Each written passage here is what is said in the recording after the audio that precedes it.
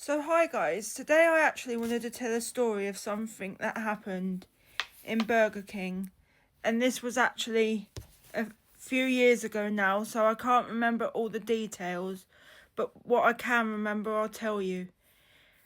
Basically, I can't remember whether, I know that me and my brother had gone out with my nan and my mum, but I can't remember whether they'd gone into Greg's or they were waiting in the car. Anyway, me and my brother decided that we wanted a Burger King, and we went into the Burger King in our local shopping centre, right? And this was at the time where they weren't quite as advanced as McDonald's with the kiosks. They weren't as advanced as McDonald's, and they didn't have the kiosks that you can order on. And both me and my brother have a visual impairment.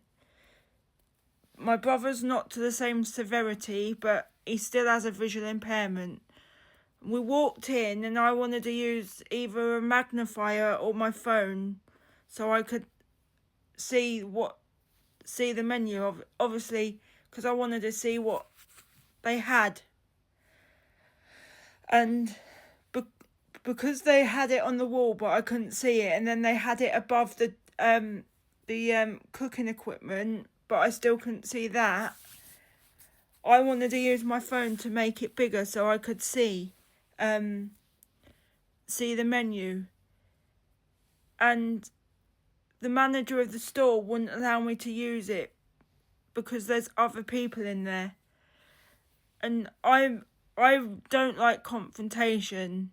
So I said to my brother, look, we'll leave this. We're clearly not going to be allowed to use our phone, even though I've said that we're visually impaired and it'll help us.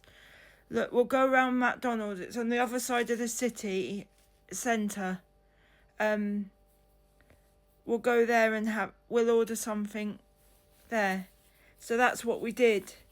We left it until a while, and then we texted my nan and she asked where we were, and I said we've gone to McDonald's because I was trying to use my phone to magnify the menu to make it bigger so I could actually see what I was ordering, and the manager wouldn't allow us, said we couldn't use it, and I didn't want any confrontation, so we just walked to McDonald's. But yeah, she went in she went in and she said, well, my grandchildren don't lie,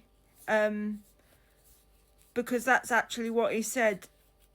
I'm worried that you'll have other people in the video. And I said, no, I'm only pointing it up at the menu so I can see it. But this is the thing. Things like that, I mean, nowadays it's better with the kiosks, but things like that,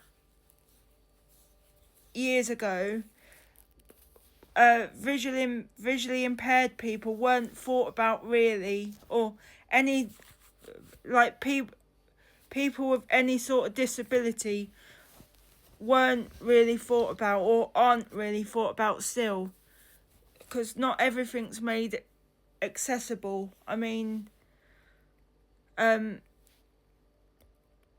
still places where they're old-fashioned and they have the menus up the top, but you can't, and they don't have the kiosks. Luckily, most of the places I go to do, but I think a big step needs to be made to make it easier for visually impaired people, or just people with disabilities in general. But especially for me, as I use a cane as well, like, I'd like it when I go into a shop that maybe, and I ask for something, that maybe it doesn't get I don't get automatically pointed to what I'm looking for, and they take me, they think, oh, she's got a cane there, she can't see, I'll take her.